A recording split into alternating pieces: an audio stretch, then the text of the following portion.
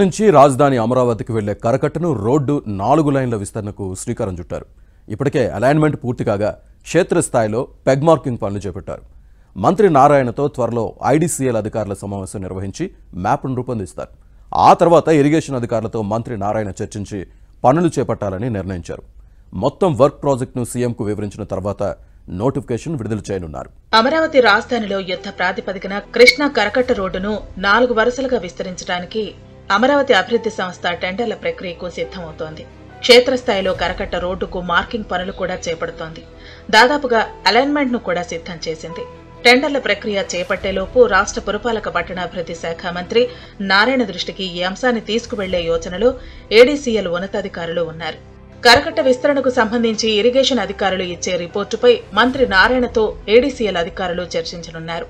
కరకట్టను 4 వరుసలుగానే విస్తరించాలని ఏడీసీఎల్ అధికారులు భావిస్తున్నారు.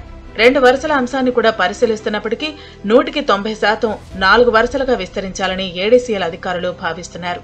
4 వరుసలుగా విస్తరించడానికి వీలుగా ఎంత భూమి అవసరమవుతుందన్నది అంచనా వేసి నివేదిక ఇవ్వాల్సిందిగా సిఆర్డీఏ ల్యాండ్ డిపార్ట్మెంట్ ను ఏడీసీఎల్ అధికారులు కోరారు. 2 వరుసలకైతే దాదాపుగా భూసేకరణకు ఇబ్బంది లేదని తెలుస్తుంది. 4 వరుసలకు మాత్రం తప్పనిసరిగా అదనంగా భూములను సేకరించాల్సి ఉంటుంది.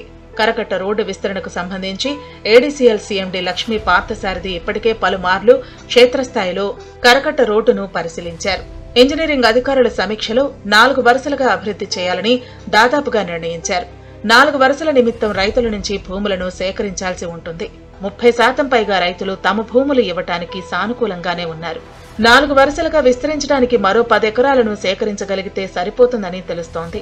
భూములను పెద్దగా సేకరించే పరిస్థితి లేనందున 4 వరుసలుగా విస్తరించాలనే దిశగా ఏడీసీఎల్ అధికారులు అడుగులు వేస్తున్నారు.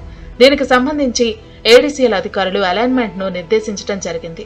అలైన్మెంట్ పై మంత్రి నారాయణతో చర్చించిన తర్వాత అంతిమంగా ముఖ్యమంత్రి చంద్రబాబు సమక్షంలో కూడా కరకట్ట విస్తరణ అంశాన్ని ఏడీసీఎల్ అధికారులు చర్చించనున్నారు. కరకట్ట రోడ్డు విస్తరణను చేపడుతున్నట్టు గత వైసీపీ ప్రభుత్వం నానా హడావిడి చేసింది.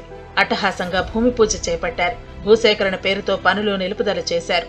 కిందటి వైసీపీ ప్రభుత్వ హయాంలో జరిగిన నష్టాన్ని దృష్టిలో ఉంచుకుని ఏడీసీఎల్ అధికారులు ఏకంగా 4 వరుసలుగా అభివృద్ధి చేసేందుకు వీలుగా నిర్ణయం తీసుకున్నారు. కృష్ణా వరదలను తట్టుకునేలా ఒక బండ్గా దీనిని నిర్మించాల్సి ఉంటుంది.